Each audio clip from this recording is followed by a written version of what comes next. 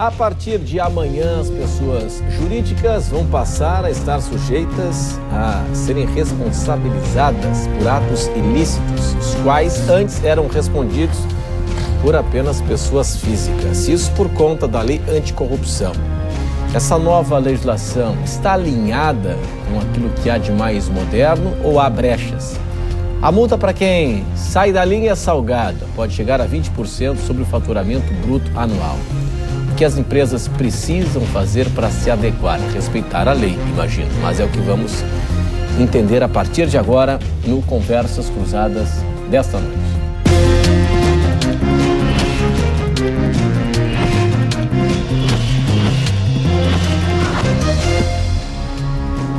Hoje estamos na companhia do advogado Murilo Gouveia dos Reis. Também está aqui presente o promotor de justiça Samuel Talfarra Naspolini, que é coordenador adjunto do Centro de Apoio Operacional da Moralidade Administrativa do Ministério Público Estadual. Ainda recebemos o auditor fiscal de controle externo do Tribunal de Contas do Estado, o advogado Ricardo André Cabral Ribas. E ainda recebemos Felipe Pozelli, que é presidente da Comissão de Licitações e Contratos na OAB de Santa Catarina e conselheiro do Observatório Social em Florianópolis. Senhores, obrigado pela atenção, pela presença de todos hoje no Conversas Cruzadas, que está no ar em nome de Seja em Defesa do Profissional da Engenharia Sempre. Residencial Caminhos de Compostela, seus melhores destinos estão por vir. O empreendimento RDO. Cresci 40 anos, confiança e seriedade como maior patrimônio. Sebrae, soluções para a sua empresa acontecer. Queres, verão mais queres, é tempo de comprar. Bom, na prática, esta lei que está entrando em vigor na quarta-feira. Doutor Murilo, quais são as novidades? O que ela traz de novo? Depois a gente analisa se isso é bom, se isso é ruim. Olha, Renato, boa noite a todos. Boa noite. A lei... A intenção é boa, né? A intenção da lei é boa, né? Sem dúvida alguma. Ela solidifica esse momento do que o país está passando, de deixar a coisa transparente, clara, e para que todos possam ver o que está acontecendo, né? E a relação entre a pessoa jurídica e o poder público. Pessoa jurídica. Esse é o ponto da lei. Essa lei, embora a intenção tenha sido muito boa, fantástica, posso ousar dizer isso, a forma, eu acho que deixou a desejar muito, né? Ela fala em penalidades fortes, ela não fala em recursos na fase administrativa. Essa lei ela é dividida em fase administrativa e fase judicial. Me parece que as duas perderam um pouco a qualidade, exageraram sobremaneira nas penalidades, e confunde um pouco, né? Confunde um pouco a responsabilidade do acionista com o diretor. Então, havendo algum tipo de envolvimento de um diretor de uma empresa que participa do certame licitatório, de uma relação com o Estado, essa relação do diretor pode ocasionar uma multa que pode chegar a 20% do faturamento bruto do anterior dessa empresa, na fase administrativa. E na fase judicial, pode chegar ao perdimento da empresa, a fechar uma empresa. Mas e o diretor? O diretor tem as penalidades, crimes cabíveis a ele. Nós estamos falando hoje de uma legislação que não tinha até então no Brasil, né? O assunto ele é velho, o assunto tem 40 anos, né? Sim. Isso começou, a princípio, no caso Watergate, Estados Unidos, onde Nixon teve esse envolvimento absurdo e houve uma investigação. Chegou ao ponto de a investigação, a pesquisa, demonstrar que haviam 400 empresas envolvidas com corrupção no exterior. Lá dentro não, no exterior. E quiseram, de alguma maneira, resolver isso, melhorar um pouco. Então, de 40 anos para cá, nós vemos falando isso aqui e acolá. No Brasil, tem aí um conjunto de normas, um arcabouço de normas que tenta, né? Lei de licitação, lei do colarinho branco, que tenta melhorar a relação do público com o privado. E falo isso de que trato isso há 20 anos já, né? Fazendo relações governamentais para empresas e entidades. Então, isso sempre é muito delicado.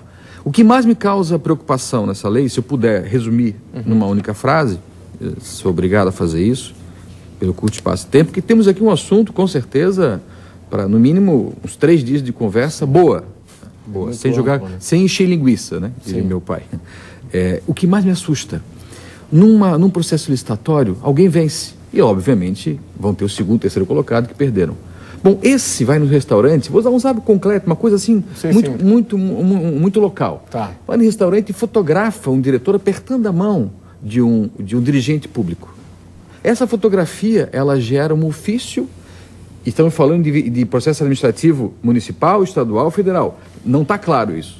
O decreto da controladoria deve vir regulando como que vai acontecer, para ter uma unidade. Daqui a pouco tu está sendo processado em 3 esferas. E esses processos têm direito à defesa, na fase administrativa, mas a lei não fala em recurso. E a lei fala numa condenação pública, que é a divulgação do extrato da condenação. Mas é uma decisão monocrática? Como é que funciona? Uma comissão de 2 pessoas, de funcionários públicos estáveis. E não fala em qualificação, não fala como. Enfim.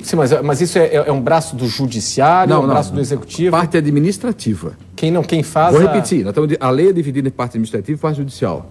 E podem agir concomitantemente. Então, assim, a intenção é boa, não tenha dúvida disso. A intenção e a ideia não foi nossa.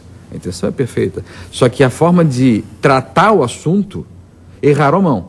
Não tem nenhuma dúvida disso. Erraram a mão. As empresas vão estar desprotegidas e, concluindo, a única forma de tentar combater isso é exagerar no preventivo. É compliance. Você vai ter que cuidar para que não aconteça.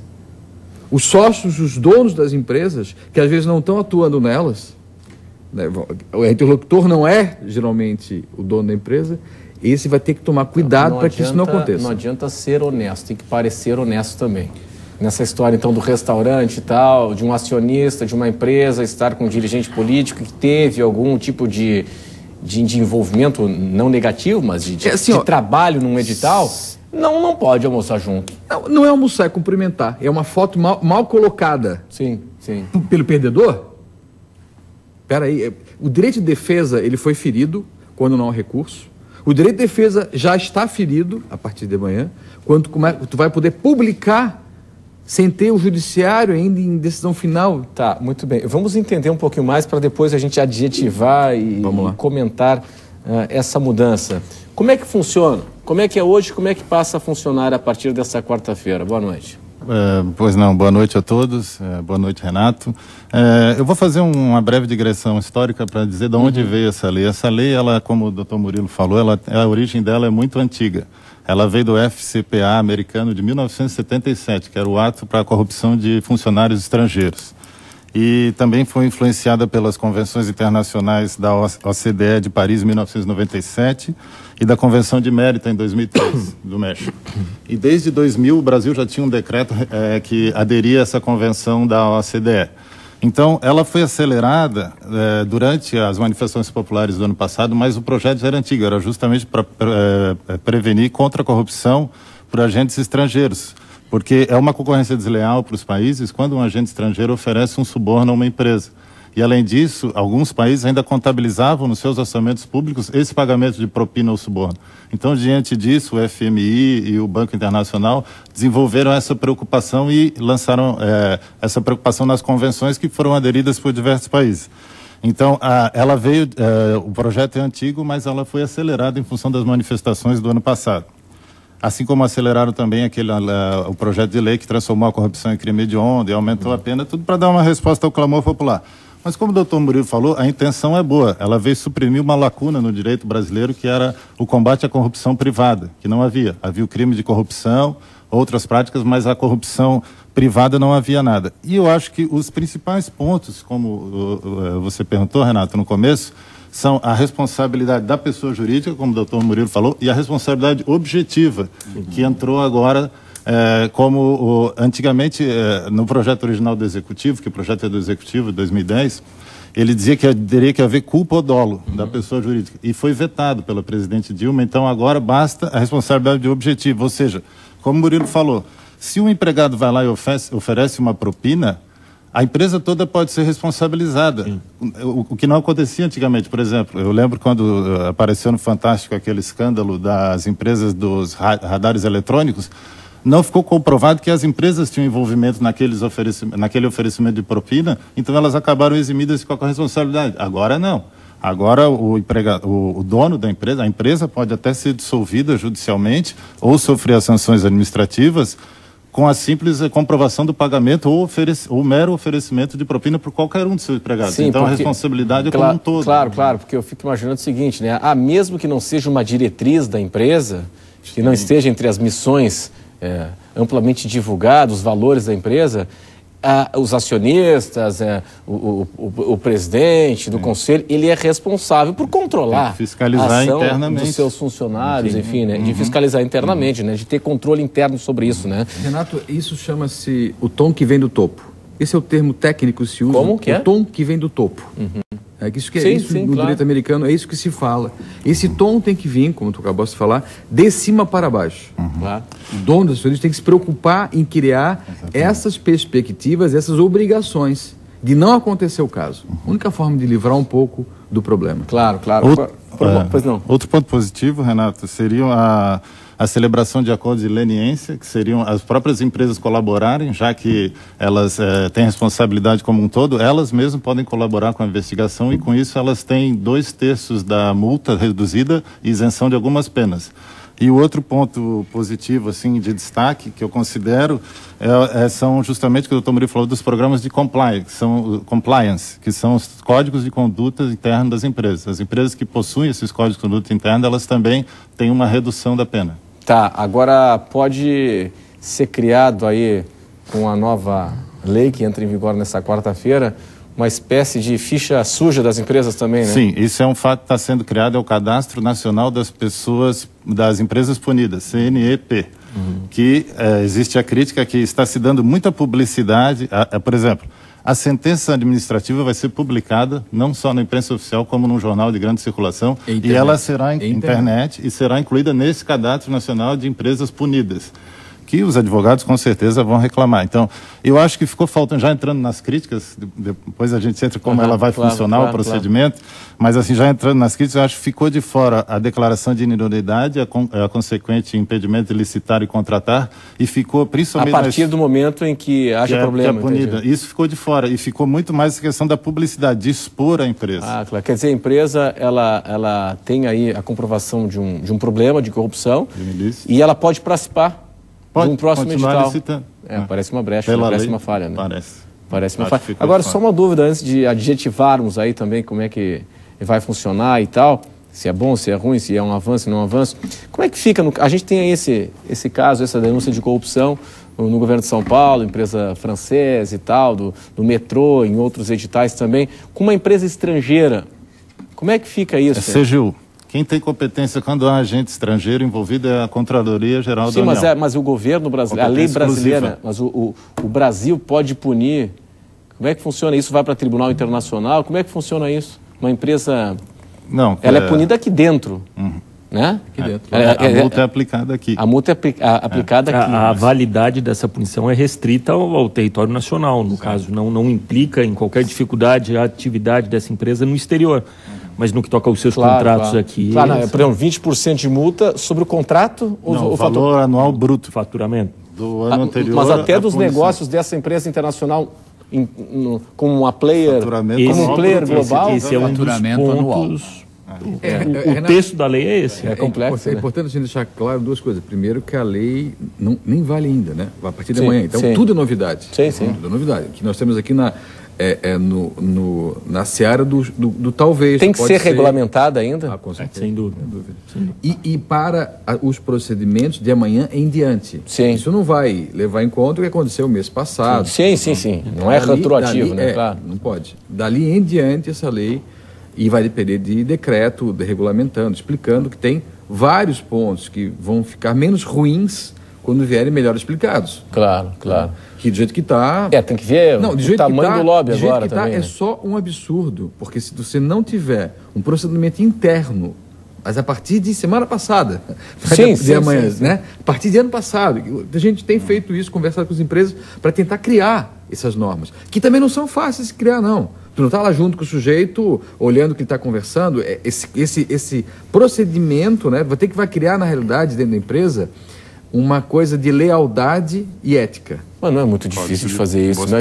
Hoje as grandes empresas, elas têm os valores, têm seus códigos de negociações, o que pode, o que não pode e tal. As grandes empresas trabalham assim, né? E tu tens toda a razão. Elas trabalham e têm. O problema é que, de agora em diante, elas têm que fazer com que seus empregados sigam. Ah, sim, claro, sigam aquilo efetivamente. Claro. E aí há uma grande diferença. Há uma grande diferença. Promotor, é um avanço? Renato, boa noite. Boa noite aos debatedores, boa noite aos telespectadores. É um novo instrumento, é um avanço. Como o doutor Ricardo destacou, ela, de certa maneira, ela muda um pouco o foco da nossa legislação, porque o foco passa a ser no corruptor e não tanto no agente público, no corrupto, né?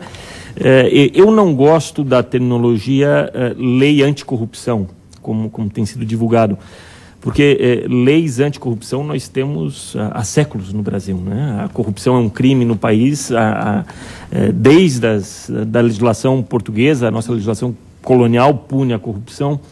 Temos aí já há 22 anos a Lei de Improbidade Administrativa, que é o principal instrumento usado pelo Ministério Público na sua atuação de combate à corrupção.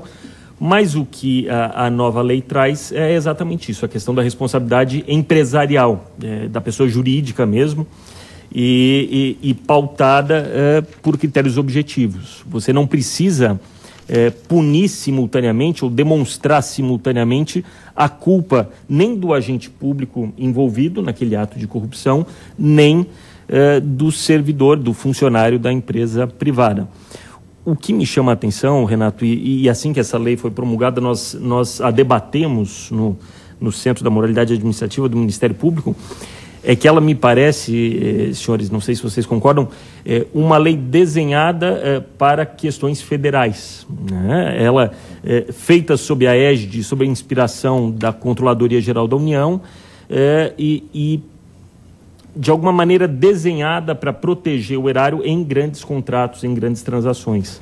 Mas nós temos uma realidade de mais de 5 mil municípios, né? Com estruturas administrativas muito precárias, formas de controle bastante deficientes e é até curioso, eu vi agora na internet um evento promovido por empresas em São Paulo, em que o ministro Agi participou. E uma das preocupações dos empresários era de que os instrumentos punitivos que a lei traz poderiam ser usados por agentes públicos desonestos até no sentido da coação e da chantagem contra alguns empresários. Isso é muito preocupante. Isso é muito preocupante. Até queria, ampliando um pouquinho a discussão, para daqui a pouco a gente colocar aqui como um assunto. Hoje nós temos aí, por exemplo, os eventos da Magistratura Nacional, são promovidos por grandes empresas. O CNJ proibiu, né? Não, já houve um controle. Não, mas nesse ano passado, agora aí, foi um festival também, resort aqui, resort na Bahia e tal. Proibiu, mas não significa que pegou, né? Então, tem essas questões também, né? É um avanço no entendimento do senhor? Renato, muito boa noite. Boa noite a todos, boa noite ao público que nos assiste em casa. Na minha visão, não. Não é? Na minha visão, não é um avanço. Eu concordo plenamente com o posicionamento, com o comentário agora do doutor Samuel. A minha maior preocupação aqui é que essa lei, ao invés de ser uma lei anticorrupção, seja uma lei que amplia a corrupção. É mesmo? Por quê? Justamente porque ela cria tantos mecanismos para esmagar a empresa, e o mais importante, que já até falaremos, que é a questão da responsabilidade objetiva, ela cria tantos mecanismos que isso pode ser utilizado como um mecanismo de coação. Isso pode ser utilizado como uma forma de corrupção, onde um agente público mal intencionado olha para o empresário como uma fonte de recurso e vira para ele e fala: eu tenho poder para simplesmente destruir a sua empresa. A sua empresa e a sua vida. Mas como é que ele poderia fazer isso? Tipo a foto, tipo... Não precisa de nada disso, Renato. Esse é o ponto. Talvez o doutor Ricardo bem colocou, mas gostaria até de ampliar a explicação, doutor Ricardo, porque talvez nem todos conheçam o conceito de responsabilidade objetiva. Não sabe a diferença entre responsabilidade objetiva e responsabilidade subjetiva. No direito nós temos duas categorias de responsabilidade, subjetiva e objetiva.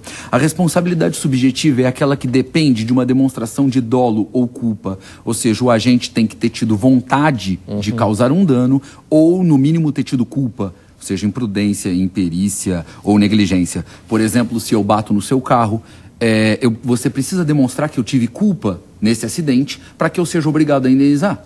Se eu não tive culpa nenhuma, eu não sou obrigado a indenizar. Essa lei, ela cria uma coisa que, no meu entender, é um monstro. Ela cria a possibilidade de nós responsabilizarmos empresas de forma objetiva. Ou seja, sem que fique demonstrado nem culpa e nem dolo. A empresa simplesmente participou de uma licitação. Há indícios de fraude, ou houve uma fraude nessa licitação, mas a empresa não tem nada a ver com essa fraude. Nunca chegou perto, nunca tocou. Eu vou dar um exemplo bem absurdo. Lançamos um edital de licitação. Quem tinha que assinar o edital era o prefeito da cidade. Quem assinou o edital foi o presidente da comissão, ou foi o secretário, ou foi qualquer outra pessoa que não tinha responsabilidade por assinar aquele edital. Essa licitação é nula. O tribunal, ou pior, a própria prefeitura fala: devolve o dinheiro que você recebeu nessa obra e me dá mais 20% do seu faturamento. Porque houve uma licitação nula, houve uma fraude na licitação e a sua responsabilidade é objetiva. Eu não preciso demonstrar que você deu 1 centavo de propina, eu não preciso demonstrar e-mail, não preciso nem ter a foto que o doutor comentava, eu não preciso de nada. Eu simplesmente digo: a licitação é nula, você vai ser responsabilizado. Mas onde é que estaria a culpa da empresa nesse caso aqui? Zero, eu não preciso demonstrar culpa. Eu não preciso demonstrar culpa. Essa é a característica da responsabilidade objetiva. E isso torna essa lei tão absurda. Mas por um erro, digamos assim, de procedimento interno da prefeitura, aí, uma questão de assinatura. Por exemplo. Mas quem é que ia caracterizar como a empresa responsável por um ato de corrupção? Isso a lei deixa claro nessa situação que... A lei simplesmente diz, toda vez, quando eu for considerar um ato de corrupção, eu vou considerar por responsabilidade objetiva. Ou seja, independe se a empresa teve dolo. Sim. Até porque aqui não caberia nem falar em culpa, porque não existe corrupção culposa. Ninguém comete um ato de corrupção sem querer. Sim, por culpa. Sim. Eu não consigo pagar escorregar e te dar uma nota de 50. Com dolo, não tem como isso. Somente com dolo. Claro. Então, assim, eu não preciso demonstrar esse dolo. Bom, nós vamos para o intervalo e em instantes estaremos de volta aqui no Conversas Cruzadas na TV Com para entender um pouquinho mais da lei que combate a corrupção, em especial que pune as empresas participantes, as pessoas jurídicas. Até já. Este é o Conversas Cruzadas aqui na TV Com. Entra em vigor nesta quarta-feira a chamada Lei Anticorrupção. A lei que pune as pessoas jurídicas, as empresas envolvidas com corrupção. Agora, tem um negócio interessante, né, no Brasil. Nós temos aí, a imensa maioria das empresas, né, tem por valores, né, por códigos de postura, códigos de ética, enfim, não participar de atos fraudulentos, de não pagar propina e tal. O que acontece muitas vezes é que a empresa tem esse valor, mas para ela executar um negócio, não que parte dela tem pedágio. Tem pedágio na esfera pública. Você depende de uma licença e a condição para liberar essa licença é o pedágio, ou seja, é a corrupção. Ou ela não... o certo seria, então, vai denunciar na justiça... A iniciativa privada é muito comum isso. Não é isso? O certo seria não participar do crime, né, e denunciar a justiça. Agora, se for fazer só isso, não faz negócio, né? Eu digo o mundo real. O mundo real é esse, né?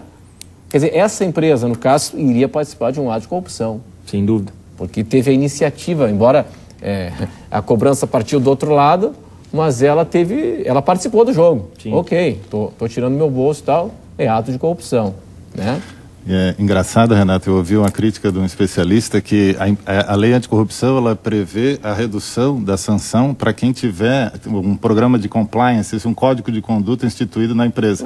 E o especialista falou para mim, engraçado, a empresa que tem o código de conduta, que é obrigado, que os empregados sabem qual é a conduta que eles têm que ter, ela vai ser beneficiada. Ela deveria ser mais apenada ainda, né? Já que ela quem não tem... Sim, mas eles erraram sabendo do correto. Ricardo, eu vou além. A lei ela não diz simplesmente a existência de mecanismos, diz a existência de mecanismos efetivos. Espera lá, algo está errado. Se os mecanismos eram efetivos, eles não funcionaram. Então eles não são efetivos. Esse texto ele é inaplicável, não faz sentido. Como é que vai funcionar na prática na esfera administrativa? o seguinte, Murilo falou agora há pouco, 2 pessoas e tal no governo lá decidem. Como é que vai funcionar isso na esfera administrativa? A decisão ela fica na esfera administrativa, no executivo. É assim, Renato, a punição. Me permite, Murilo, a responsabilidade pela instauração e processamento desse processo administrativo é da autoridade máxima de cada poder competente. E aí já é a minha crítica. Para mim, ela já padece de um pecado original, essa lei. Porque, por exemplo, numa prefeitura, como o doutor Samuel falou, no âmbito do Estado vai bem, tem estrutura, tem gente que tem conhecimento técnico para fazer essa apuração. Mas numa prefeitura, além da falta de estrutura, da falta de conhecimento técnico, há também a questão de um conflito de interesse. Porque se a prefeitura está envolvida numa licitação cuja uma empresa está sendo acusada de fraudar, ela que vai instaurar a comissão e vai investigar a si própria. Então, eu acho que já é um pecado original. Mas, então, seria assim, claro. Ao obter a notícia de uma fraude, o oferecimento, o pagamento de propina, essa autoridade pode delegar, mas ela teria que determinar a constituição de uma comissão de 2 pessoas, como o doutor Murilo falou, e em 180 dias, apenas 180 dias, eles vão ter que verificar os fatos, sem ter poder investigatório. Como leigo então, aqui, à distância, o correto não seria o judiciário fazer esse julgamento? A parte judicial fica a cargo do Ministério Público através da ação civil pública, mas a parte administrativa, como o senhor perguntou, ela teria que ser feita pelo próprio poder que licitou. Então, eu acho que só aí já existe a primeira incongruência, uma das incongruências da lei. O doutor Samuel, acho que já percebeu e falou, né? Acho que foi o senhor que falou. A legislação é muito mais voltada para a esfera federal. Para a esfera federal. Isso aí, para mim, é claro. Né?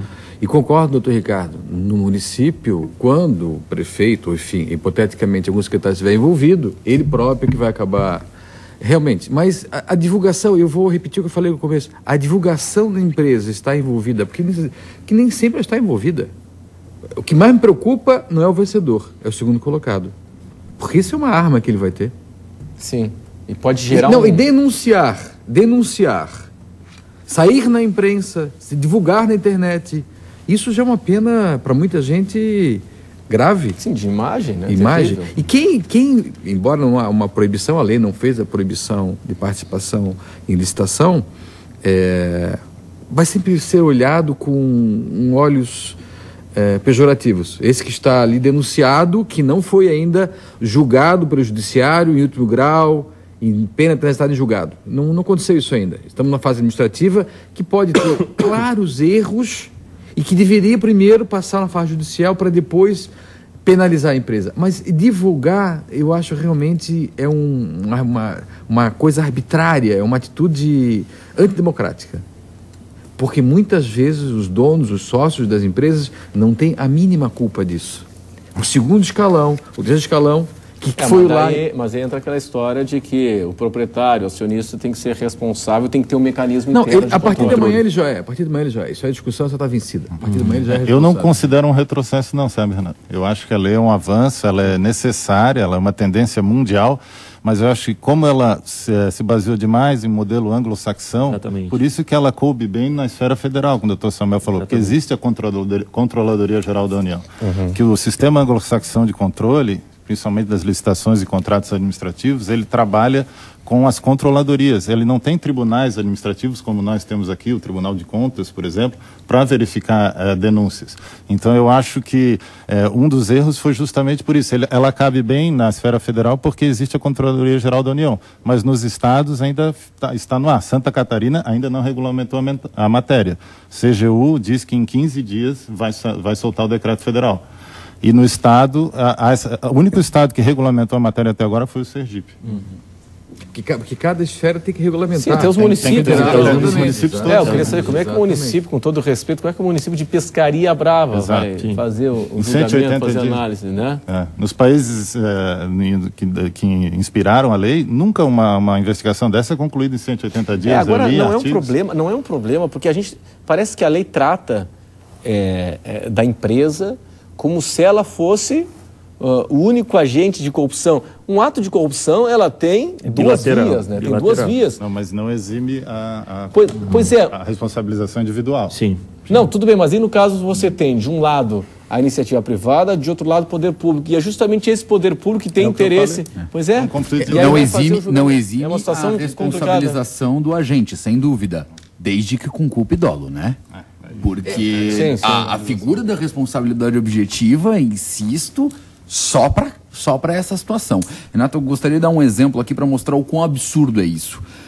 Digamos que um banco público, como o Banco do Brasil, a Caixa Econômica, faça um contrato com uma prefeitura qualquer para cuidar das contas bancárias daquela prefeitura. Um contrato pequenininho, de uma prefeitura pequena.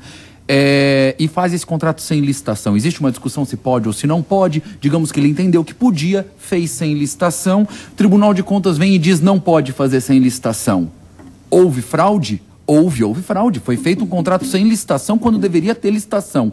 O banco assinou um contrato de R$10 mil por mês e vai pagar 20% do seu faturamento anual do ano passado. A Caixa Econômica Federal. E o pior, nós estamos dando esse poder na mão do prefeito de Piraporinha do Oeste.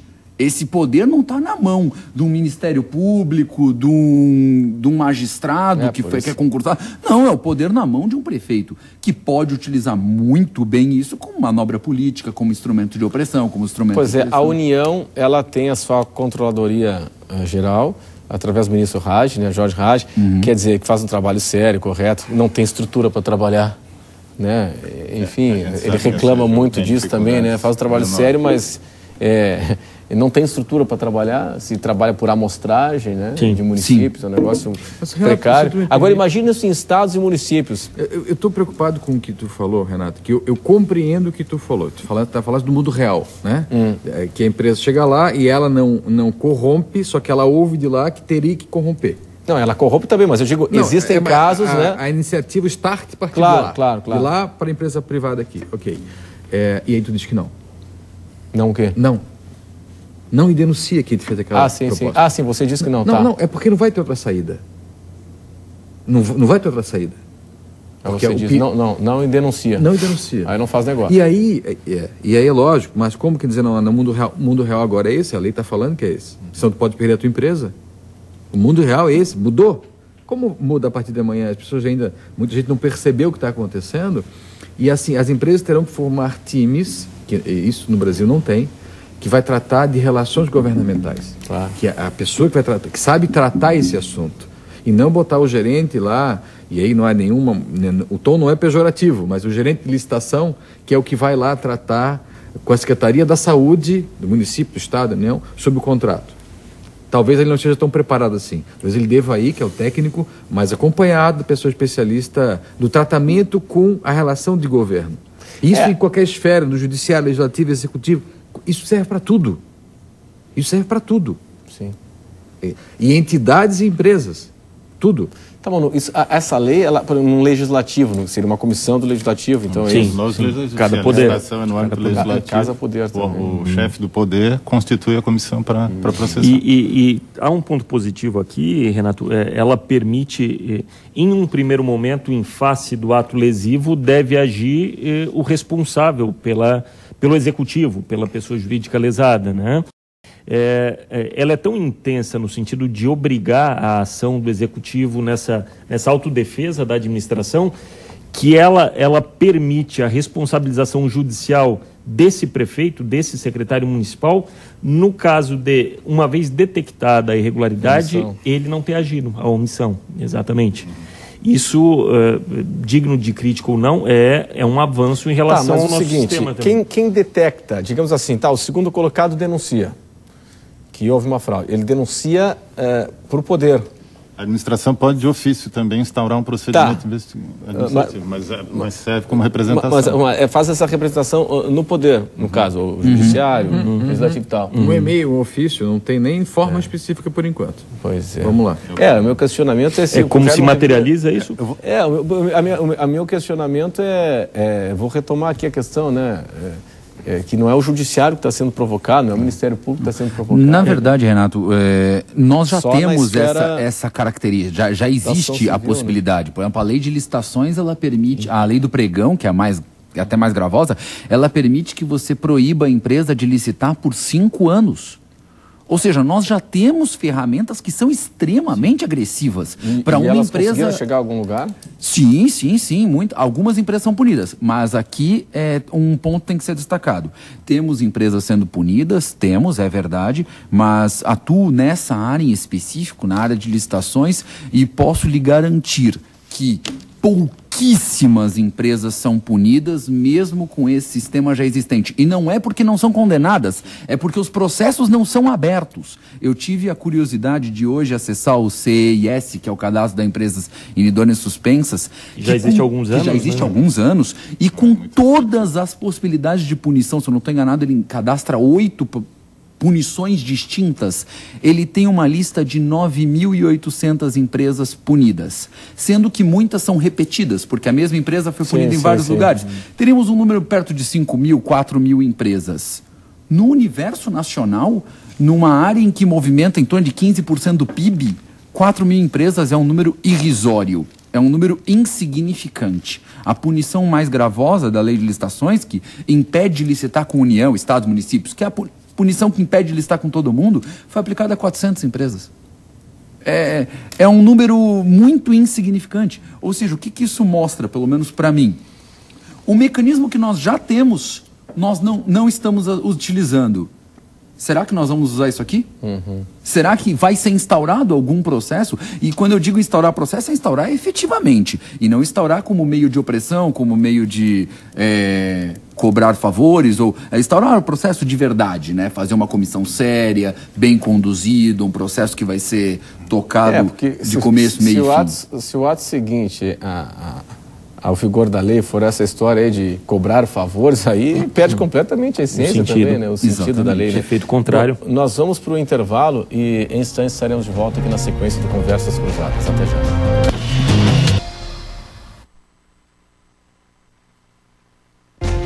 Conversas Cruzadas aqui na TV Com, a lei que passa a vigorar a partir desta quarta-feira e que pune empresas, pessoas jurídicas que participarem de corrupção, de atos de corrupção. Em entrevista ao jornal Estado de São Paulo, consultor do Banco Mundial para casos de corrupção e lavagem de dinheiro, professor e advogado argentino Agustín Flá, ele diz o seguinte, né, sobre a questão da punição administrativa contra as empresas, ele foi perguntado sobre isso, enquanto que em países como Estados Unidos e Reino Unido tratam de forma criminal. Nós aqui na esfera administrativa e nesses outros países, de forma criminal. Faz diferença? Ele diz que cada país define se trata do assunto como uma questão criminal ou não. O sistema brasileiro é análogo ao de organismos multilaterais, como o Banco Mundial e BID. Se uma empresa comete uma fraude ou corrupção, ela é multada e impedida de realizar negócios. Há também previsão de um cadastro, a gente já falou isso aqui, a exemplo do que faz o Banco Mundial. O Departamento de Justiça americana divulga as empresas condenadas. A questão da imagem, né? O dano à reputação de uma empresa é uma punição dura. FCPA, é o ato americano. Lá entra essa questão. Você já acha que é um exagero isso? Eu acho que é um exagero e acho que é cedo, né? Tu já divulga na fase administrativa e pela qualidade da fase administrativa, em que pese que em alguns momentos vai ter uma qualidade boa, na maioria não vai ter essa qualidade boa. Da análise da prova, a prova ficou fácil de ser feita, não de qualidade. A prova pode ser feita, a acusação pode estar colocada, mas a qualidade nesse julgamento, que é um julgamento administrativo, e há uma condenação. E disso vai para o judiciário, mas então, logicamente, isso vai ter remédio jurídico, a hora que se instalar esse processo administrativo, vai ter remédio jurídico, maneira de segurança, enfim. Isso tem que segurar essa divulgação, porque não acabou o processo ainda. E nós não podemos partir do princípio, Renato, eu vou me permitir discordar de ti. Não podemos partir do princípio que todo empresário é corrupto. Claro que não. Absoluta, isso é um erro lacônico, de grande parte. É um empresário que gera emprego, renda ao país, né? Então, se alguém aqui produziu emprego nesse país, não foi, me perdoa, mas nenhum político. Foi empresário que fabrica emprego, que paga o imposto. Que paga o imposto direto e indiretamente. Né? A gasolina que a gente coloca no nosso carro, metade da gasolina é imposto. Então, vamos ter um pouco devagar. Esse respeito está faltando. É lógico que tem o empresário mal orientado, equivocado, óbvio que tem. Sim. Não tenha nenhuma dúvida. Mas o princípio não pode ser esse. E a lei de corrupção, ela proíbe claramente fraudar licitação, fraudar contratos públicos, utilizar laranjas. Né? O empresário monta uma empresa laranja. Isso é mundo real. Não pode mais acontecer a partir de amanhã. Sob pena dele ser descoberto e ter penalidade. As ONGs é um festival de laranja, né? Um ponto positivo é que a lei alcança também as ONGs. Ela menciona expressamente que não são só empresas nacionais estrangeiras, são também fundações, associações. E aí, conciliando esse alcance sobre as ONGs com a responsabilidade objetiva, nós podemos ter um resultado interessante dessa lei, né? Essas subvenções, esses acordos, esses repasses financeiros a organismos de origem discutível e de atuação muitas vezes desconhecida e cuja responsabilidade esbarra muitas vezes a dificuldade de mostrar que o desvio foi feito para a pessoa A ou C, mas o dinheiro de maneira se esvai, aí a responsabilidade objetiva pode vir a nosso auxílio. Nesses pontos. Tá, no caso das ONGs, cabe a quem analisar também? Quem firmou o contrato? Quem firmou, quem fez o repasse, que é o repassador do valor. Doutor Ricardo, o Tribunal de Contas fiscaliza isso, mas a autoridade administrativa incumbida de inaugurar essa apuração em relação, por exemplo, a um repasse irregular feito a uma ONG, é a autoridade do ente que fez o repasse e, de forma subsidiária, Renato, o Ministério Público, em face da omissão desse agente. Ah, sim, sim. Bom, a gente falou rapidamente, tem uma espécie de delação premiada também, né? Aquele que explica como é que foi, que admite o erro e tal. Acordo de leniência, né? Esse também acordo foi importado do direito estrangeiro. Nesse acordo aí, ameniza-se e reduz a pena. 2/3 da multa. E algumas penas, como a divulgação, já fica eximido, fechando o acordo, mas tem que ter a efetiva colaboração da empresa na investigação. Sim, sim. Mas aí, assinando o acordo, é 2/3 a menos da multa, que administrativamente vai até 20% do faturamento bruto, como a gente falou, e essa pena de divulgação do nome da empresa também já fica eximida, ao ser firmado o acordo de leniência. Tá, mas é o seguinte, nós estamos falando de um ato do governo, né? E esses atos não precisam ser públicos? Uma decisão judicial, deixa eu entender o seguinte, uma decisão judicial, ela é pública. Sim. Todo cidadão tem acesso a uma decisão judicial. Sim. Tem o segredo de justiça, em algum momento, tá bom, tem a decisão judicial, ela passa a ser pública. Bom, a gente não está tratando de uma decisão judicial. Agora, tem o princípio da transparência. Essa decisão ela também é pública. É que o doutor Ricardo está colocando. Não vai colocar uma ampla... O que ele chamou de publicação extraordinária. Sim. Vai estar no Diário Oficial do município. Não vai sair no Diário Catarinense. Mas não no Diário Catarinense. Internet. Entendi. São esses benefícios do acordo de leniência. O próprio acordo só ganha publicidade uma vez celebrado, né? Evidentemente, as negociações que podem levar ao acordo são por falar em acordo aqui, estou lendo que nos Estados Unidos, nesses casos aí de propina, pagamento de propina, 88% dos casos resolvidos em acordo, com a empresa colaborando e tal. A Siemens pagou 800 milhões de dólares em multa em 2000. Eu fiz um levantamento nesse FCPA americano, apesar dele estar em vigor desde 1977, só em 2006 começaram a aparecer cases, né? Casos. Então, 2010, 2011, 2012, 2013 foram os principais anos. Ano passado foi só 200 milhões de dólares em multas. Esse ano já está ano passado foi 200 milhões, ano retrasado foi 1 bilhão e 200 milhões de dólares em multas. Só a Siemens recebeu uma multa de 800 milhões de dólares. Então, a nossa multa máxima de 20% do faturamento bruto pode chegar muito alta, mas o outro critério que existe para dar a multa, que é de 0 a 60 milhões de reais, vai ficar bem aquém dos valores praticados nos Estados Unidos. E como é que se dá aí aqui vai de 1 a 20%? De 1 a 20% do faturamento bruto anual da empresa no ano anterior ao apenamento, à sanção. E no caso de não ter como comprovar o faturamento bruto anual, ela é de 0 a 60 milhões de reais. 0,1, Renato, e que pese que isso vai desaguar no judiciário. Sem dúvida. E nunca inferior ao dano, ao erário. A multa não pode ser inferior ao dano. O STJ, ele não tem tradição de multa alta. Sim. não tem essa tradição no Brasil ainda, né? A linha que o direito brasileiro adota, né, é diferente do direito americano, nós não temos esse caráter. Então, e aí tem ali uma tabela de 0,1 a 20%, né? Então, não me causa estranheza que essas multas serão reduzidas ao máximo, dentro do razoável, né? Então, mas essa tabela aí, ela... Está na lei, de 0,1 a 20%. Sim, não. Isso vai ser o regulamento. Não está regulamentado. O que é o 0,1? A gravidade do fato. Isso é que o decreto vai regulamentar. Na verdade, o artigo 7º da lei. Que vai dizer cada atenuante, cada agravante, o quanto aumenta a multa. E essa é a regulamentação que estamos aguardando. Eu desconheço o decreto da CGU, até porque todos nós conhecemos, não foi publicado ainda, né? Mas eu duvido muito que ele consiga tornar objetiva essa regra. E o mais importante aqui, nós temos uma margem que é de 0,1% a 20% do faturamento anual. É uma margem gigantesca. É uma margem gigantesca. Então, e que, novamente, abre margem para uma corrupção no processo anticorrupção.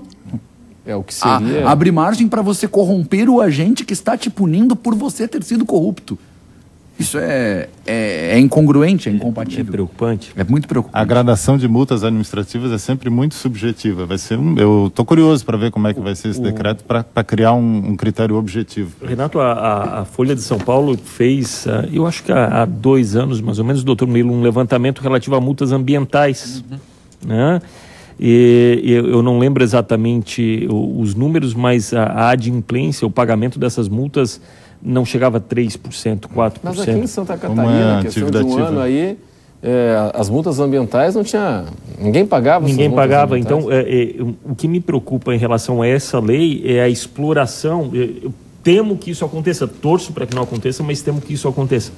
Do caráter simbólico dela. Ou seja, nós... damos uma resposta, nós temos uma legislação extremamente rigorosa, punitiva, quase draconiana, mas cuja implementação, mesmo na esfera administrativa, vai ser logo depois questionada na esfera judicial, com resultados que, a considerar o precedente no campo ambiental, por exemplo, não são animadores. E acho que não, já vem de longa data, né? Thomas Jefferson já falava, né? Muito mais importante do que a elaboração da lei é a aplicação dela. E é na aplicação que a gente vai perceber isso, né? E o que me preocupa aqui, Renato, além da gente estar colocando os problemas da lei, assim, que saídas que a gente vai ter? Pois é, isso que eu queria propor daqui a pouco, depois do intervalo, né? Porque o tom de pessimismo e ceticismo aqui é impressionante. Vou pedir para apagar a luz daqui a pouco, tá? Não, o seguinte, para daqui a pouco, depois do intervalo. Bom, se a lei não é a solução, há quem diga também que nós não precisamos de novas leis e sim de novos comportamentos, né? Mas, enfim, qual é o caminho, então, para a redução, para o combate à corrupção? Este é o Conversas Cruzadas aqui na TV Com. Nosso assunto hoje é a lei que passa a valer a partir desta quarta-feira e que trata da punição às empresas que participarem de atos de corrupção. É o nosso assunto hoje, não apenas a pessoa física, mas, a partir de agora, a punição à pessoa jurídica, às empresas. Bom, há pouco aqui o que eu percebi foi um tom de ceticismo, de pessimismo, de crítica à legislação, de que não vai resolver o problema. Bom, eu tenho 5 minutos até o final do programa. Qual é o caminho, então? Renato, imagino que você não tem informação jurídica, né? Não tenho. Mas no final do último bloco você deu a resposta. O caminho é fazer cumprir o que nós já temos. Nós já temos um caminhão de leis que punem a corrupção, que seguram a corrupção. O que a gente não pode é construir um sistema totalmente antijurídico, no meu entender, para tentar facilitar os mecanismos. Eu entendo que na visão do Ministério Público, imagino o doutor Samuel assim o pensa, é muito bom ter uma legislação onde eu consigo punir com muita facilidade. Mas para a sociedade isso não é bom.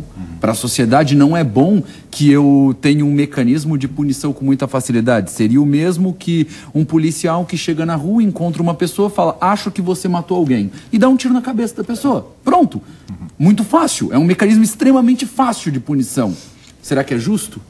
Isso não faz parte do jogo democrático do direito. Posso defender um pouco a lei aqui? Vamos lá, então. Vou me permitir discordar um pouco dos colegas advogados, e eu acho que o Samuel ainda não está tão pessimista assim. Eu acho que a lei ela é boa, mas como tudo que é bom, ela pode ser usada para o mal. Como os advogados aqui falaram, pode haver denúncias caluniosas, pode haver, como há hoje na lei de licitações. Às vezes, a empresa entra com uma representação no Tribunal de Contas apenas para causar uma espécie de acordo de conluio com as outras empresas. Então, isso já pode acontecer. Mas não vamos deixar de uma coisa que é boa, deixar de ser utilizada, porque pode ser utilizada para o mal. Eu acho que o caminho, Renato, não é o direito penal. Transformar a corrupção em crime hediondo não funciona. Aumentar a pena para maior do que do estupro também não funciona. O tráfico é crime hediondo e as pessoas traficam à luz do dia. Então, eu acho que vamos tentar a esfera civil, sim. Eu acho que através de multas pesadas, talvez criar a cultura das multas pesadas aqui no Brasil, eu acho que essa lei pode ser o caminho. Se ela é uma lei para inglês ver, ou se é uma lei que late, mas não morde, acho que só o tempo vai dizer. Mas eu acho que ela é um bom caminho, é um bom princípio. Eu possuo várias críticas, mas eu ainda acredito que essa lei ela é necessária. Uhum. Uma frase para fechar, então. O tom vem de cima. Eu acho que a sociedade, os sócios, tem que criar a área de compliance, de fazer cumprir as regras. Controle interno, né? Acho que tem que dar o exemplo, divulgar e, principalmente, abrir o canal de comunicação, que é a base da empresa, que fica sabendo, a rádio corredor pode se comunicar com a sociedade, com os sócios da empresa. Isso tem sido fundamental. Toda vez que você abre, né, a comunicação de uma empresa, isso serve para o poder público, privado, para a sociedade. Sim. Você abre, é o papel da imprensa. Uma gestão transparente. Você abre, né, divulga mais, acho que tem mais um maior controle. Então isso eu acho que é fundamental para as empresas aqui, criar esses instrumentos, criar essa tradição dentro das empresas daqui para diante. Isso é que vai realmente, me parece que é a saída para evitar que essa penalidade grave seja colocada rapidamente, em 4 ou 5 meses. Promotor. Renato, doutor Felipe, o Ministério Público não busca punição a qualquer preço. O nosso desejo, como eu tenho certeza que de todos vocês, todos nós aqui, é uma administração pública eficiente, proba, ética. Temos um instrumento a mais, estamos estudando a potencialidade dessa lei.